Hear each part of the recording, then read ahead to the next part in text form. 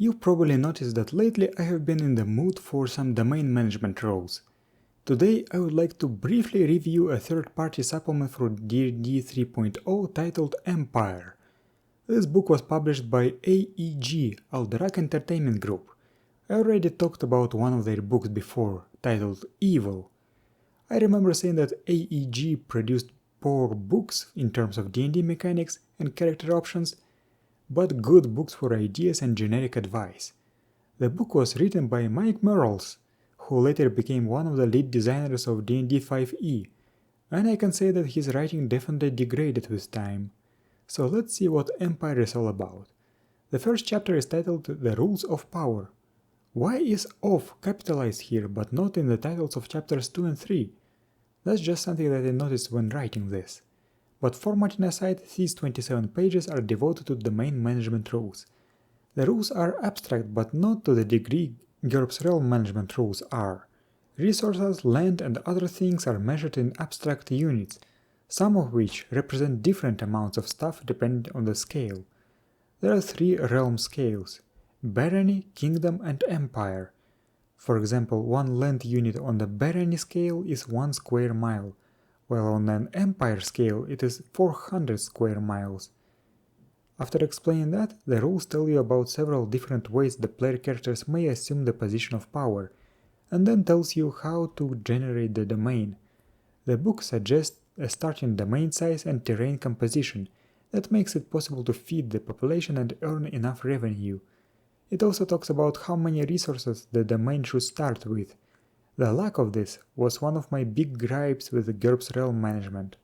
Then there is something that may be mildly confusing. Room for growth. The book says that you should surround the domain with wasteland to represent room for growth. One may think, and I did, that wasteland is a terrain type, and that each domain with plains, forests, hills and mountains is for some reason surrounded by barren deserts. But that's not actually what it means. In the context of the rules, wasteland is a terrain type that represents an undeveloped and unsettled area. Each wasteland also has a secondary terrain type, and you can convert a wasteland into an area of its secondary terrain type by settling and developing it. I really think the author should have used a different word for this, such as undeveloped. Empire has 3 types of resources: food, lumber and minerals. However, minerals are also subdivided into adamantine, copper, gold, iron, mithril, silver and stone. Each unit of resources has its own gold conversion rate. I like it when the resources are divided. I don't like abstracting them too much. Population also is measured in arbitrary units. This section has something that other domain management systems do not talk about: population of different races and mixed race domains. Each population unit belongs to a certain race, and they will all work differently when producing resources. For example, dwarven population produces more metal and stone, while elves get more lumber and food out of forest provinces. You can even have undead population, which is something many systems try to brush under the carpet. Each major group, character or faction within a domain can have a loyalty value.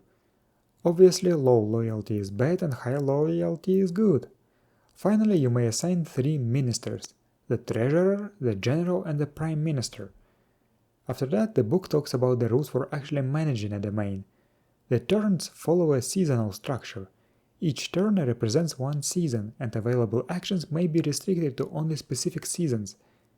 There is no limit to the number of actions per season, but your domain's resources may serve as a cap. There are some generic actions that can be performed regardless of season, such as buy goods, sell goods, or raise taxes. Some actions are obligatory; they must be taken every appropriate season. That's a pretty decent concept, and I have seen this seasonal structure in other books, such as Fields of Blood, the Book of War, that was released in the same year by Eden Studios. Then there is a section of various stronghold and settlement improvements: temples, guilds, walls, markets, etc. It's okay, even though the number of options is a bit underwhelming. That's basically it for the domain management rules, but this is only 1/5 of the book. Chapter 2 is titled The Art of War. It's a mass combat system. I cannot really evaluate it properly, but it seems to be at the same time more complicated and shallow than Domains at War battles. Chapter 3 is titled The Dogs of War. This is something like a monster manual for mass combat. It has many of the classic D&D enemies in the format of mass combat units, and the actual monster stat blocks also are reprinted for ease of reference. I must say that I appreciate the effort here. These units definitely can be used as inspiration for example, the aforementioned Domains at War battles.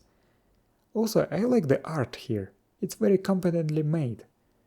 However, this is where I realized that the domain management rules do not actually interact very well with the mass combat rules, which seems to be a major shortcoming of this book. In the domain management rules from this book, when you muster troops, you recruit a medium-sized units of the first level.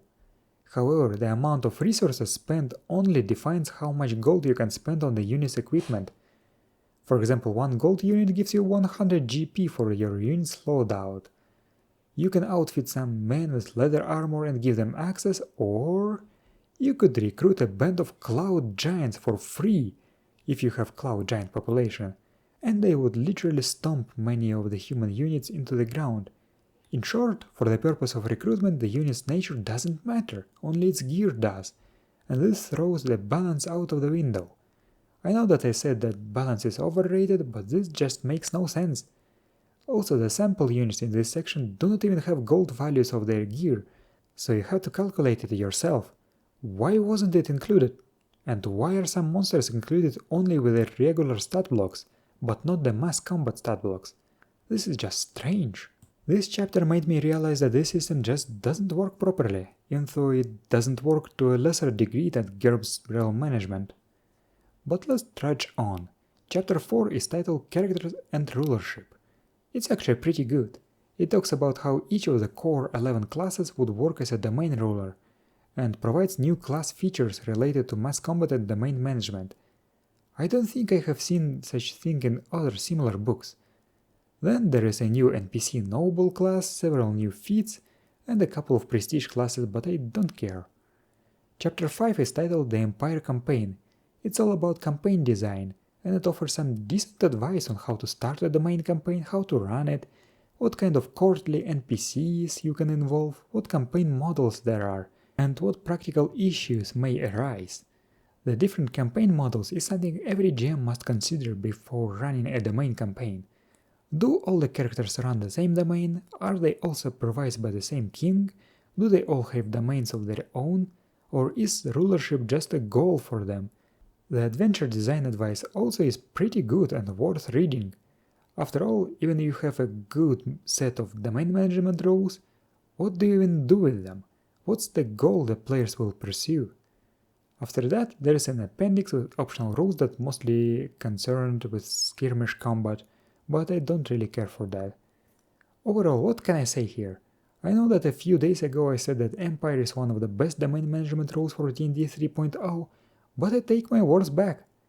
After reading them more thoroughly, instead of relying on old memories, I see that while this rule set does have some potential, it doesn't interact well with its own mass combat system and feels a bit bare bones in other places. However, its adventure design advice is pretty good, and the book may be worth reading just for that alone, if you are interested in that sort of stuff. This is not the end of Eggplant domain management arc, because I have some other books in mind too. I'll wait for X2 to be released in its final version before reviewing it. But there are at least 2 other D&D books that I would like to take a look at.